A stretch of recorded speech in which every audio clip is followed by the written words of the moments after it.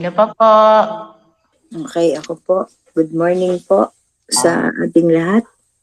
Yes. Talagang sabi nga po ay ang ating ang pananampalataya ay naniniwala tayo do sa mga bagay na hindi natin nakikita. Ano po?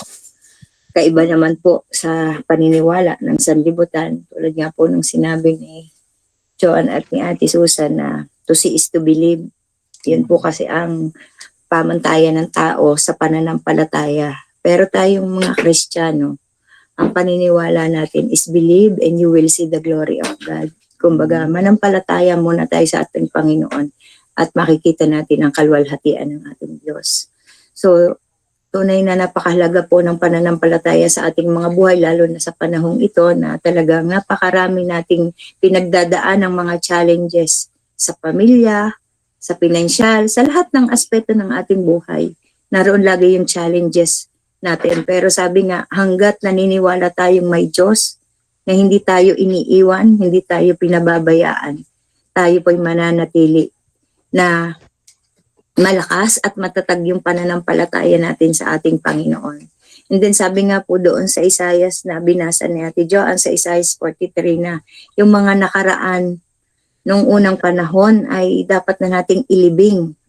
Ilibing sa limot. Pero hindi naman ibig sabihin noon na kumbaga, pag inilibing natin, minsan kasi, yung mga bagay din na mga hindi magandang pangyayari sa ating buhay, yun nga, tulad ni Joanne, ay naging hamon sa kanya yon para mas maging maganda yung kanyang patutunguhan. Hindi niya ikinulong yung kanyang sarili doon sa kanyang nakaraan, kundi siya ay nag-move forward. At yun din yung dapat natin gawin at patuloy na isipin na yung mga bagay talaga, may mga bagay po talaga tayong nagagawa na sa bandang huli pinagsisisihan natin. Pero yung mga bagay na yun naman ang nagtuturo sa atin kung paano tayo lumago, kung paano tayo tumatag, kung paano lumawak yung pananampalataya natin sa ating Panginoon. At alam po natin na kapag tayo ay sa Panginoon lagi lumapit at sa Panginoon lagi kumapit, tayo po ay matatag at hindi tayo matitinag sa anumang challenges natin sa buhay. Kasi ang challenges naman hindi lang naman tayo yung dumaranas ng ganong pagsubok, di po ba? Sabi nga ay sa 1 Corinthians 10:13, lahat po ng pagsubok ay dinadanas ng lahat ng tao. Pero tapat ng Diyos na nako sa atin na kapag dumarating tayo sa mga pagsubok na yon, hindi niya tayo pababayaan, kundi bibigyan niya tayo ng lakas upang mapagtagumpayan yon. Kailangan lang nating panghawakan at panampalatayanan yung kanyang mga salita. At huwag tayong gumawa ng isang bagay na muli na ating pang pagsisisihan. Kumbaga minsan kasi ang tao, humahanap sila ng isang solusyon na akala nila tamang solusyon do sa problema, pero another problem pala yon. Tulad halimbawa, yung mga may bisyon ng alak, di po ba? Pag may problema sila, anong ginagawa? Nagpapakalango sa alak. Pero bukas, nadagdagan pa yung problema nila kasi mas masakit yung ulo nila. Mas may problema sila. So, tayong mga Kristiyano, tayong mga naniniwala sa Diyos, ang nagiging natin is tayo ay nagpe-pray, naniniwala tayo sa ating Panginoon, pinanghahawakan natin yung kanyang mga pangako at nasusolusyonan yung ating problema. At nadadagdagan pa yung ating pananampalataya sa Panginoon as mas lalo nating nakikilala. Kasi ang Lord, bakit nga ba minsan dumarating yung mga challenges? Kasi tinetest nga ni Lord yung faith natin sa Kanya.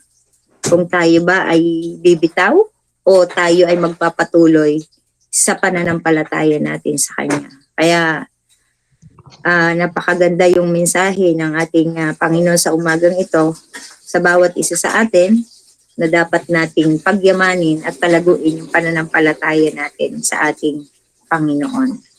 Lamang po, good morning po. Opo, Sister Nimpang. Dito, Sister Beth po. Sister Beth po. Yan. Sister Beth dito. Okay.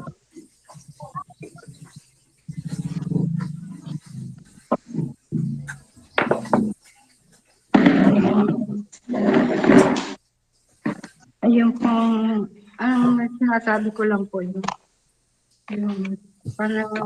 pananampalataya sa Diyos.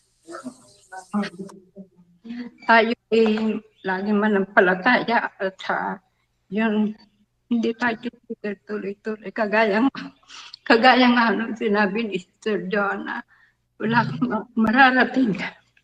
Wala kang mararating kung hindi ka mananampalataya. Kaya sabi ko nung kay Sister, bakit kaya gawin si Sister Joanna?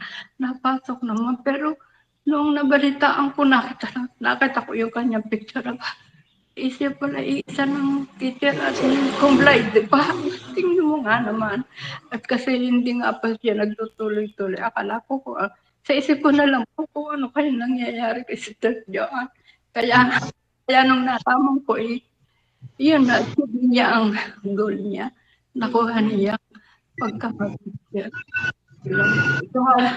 Yung pong pananampalataya, yung sa mga salita ng Diyos, lagi mong isipin na magbasa-basa ka ng Bible para ito ay marating.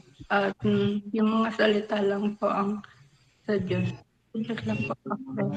Thank you po kay Sister Joanne. Ang ganda po na kanya sharing. Yan lang po. Salamat po. Si Sister Susan naman po. Ang pagbaghali ang ating kapatid. Sister Susan po.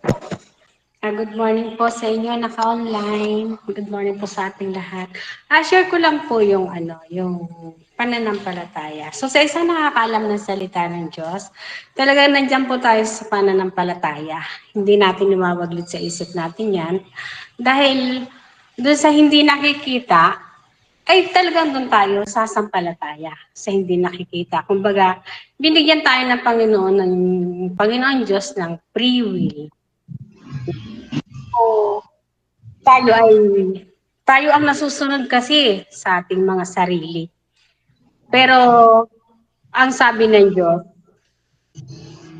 hanapin muna natin ang Diyos bago tayo mangarap o bago tayo gumawa ng isang gawain na kung gusto ba ng Diyos yung ating mga ginagawa.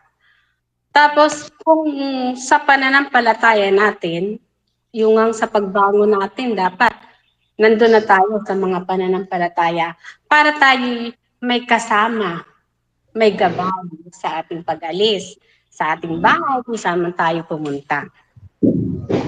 Ang sabi ng Diyos, tao ang kumakatha ng kanyang mga lakad, pero ang Diyos ang nagtatama ng kanyang mga hakbang. Kaya sa pamumuhay natin, kung uunahin natin ang Panginoong Diyos at tayo susunod sa kanyang mga gusto. Kasi ang gusto ng Diyos, para tayo samahan ng Diyos, ay ang lahat ng mabuti.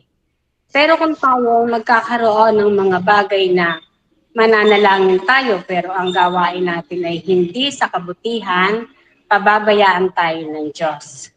Dahil ang Diyos ang tunay na sadyang magbibigay sa atin ng mga bagay na ikabubuti natin. Sa ating mga desisyon sa buhay, kung tayo ay nagkakaroon ng mga kabutihan sa ating mga paglakad dito sa mundo, talagang tayo gagabayan ng Diyos. Ano man ang ating mga katayuan sa buhay, nandyan ang Diyos kung talagang ang Diyos ay taimtim tayong nananalangin.